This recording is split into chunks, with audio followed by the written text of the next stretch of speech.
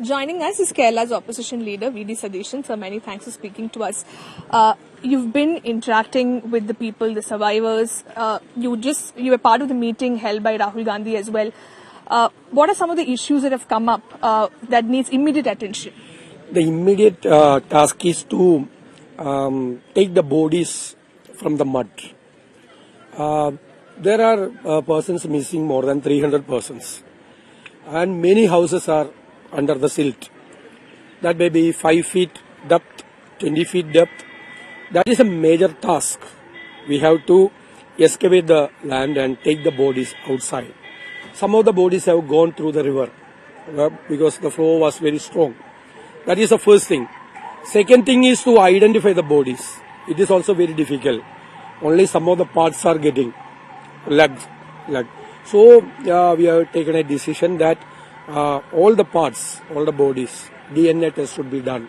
Then it will be recorded. So the people can identify through the DNA test.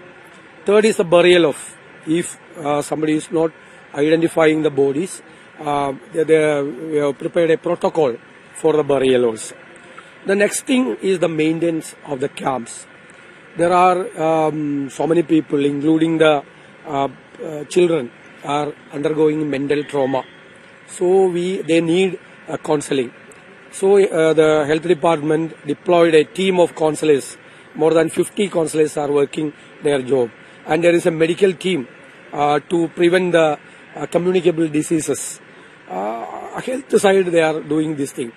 And the major third thing is to rehabilitate all of them. They cannot leave this place. This area is very sensitive, very vulnerable. They cannot reside there. So we have to find out some places to be relocated. There we have to build the houses.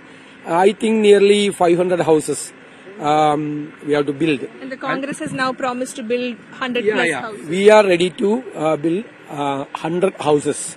So I am going to discuss with the Chief Minister of Kerala that we are ready. If the government is providing land, we will build 100 houses.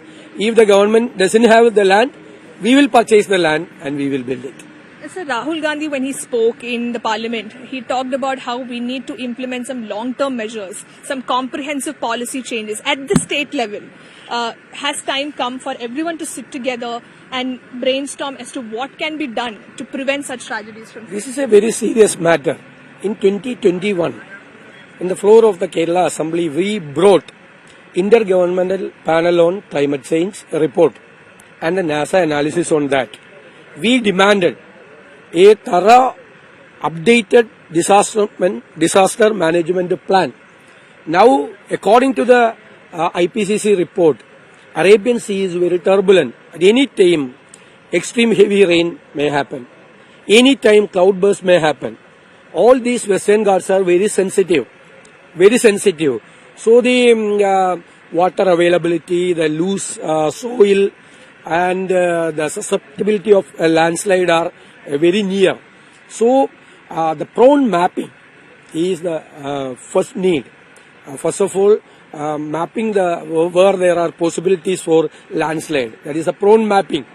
The second thing, the meteorological department and the disaster management department, they have to link with the university. In Cochin University, there is a very good disaster, this meteorological department. They have already predicted all these things. So there should be a coordination to give sufficient warning to the people. There should be a mechanism for rain gauging, soil testing, to check the loose soil and the prone areas. There should be some mechanism. Then only we will be able to provide the mechanism. For example, 30th this happened. The day before the major incidents happened, there was a sign of small landslide at the upper side. There was silt in the river. So the indigenous knowledge is also there. They said that something is happening in the top. But unfortunately, we could not evacuate more people, only the local panchayat evacuated.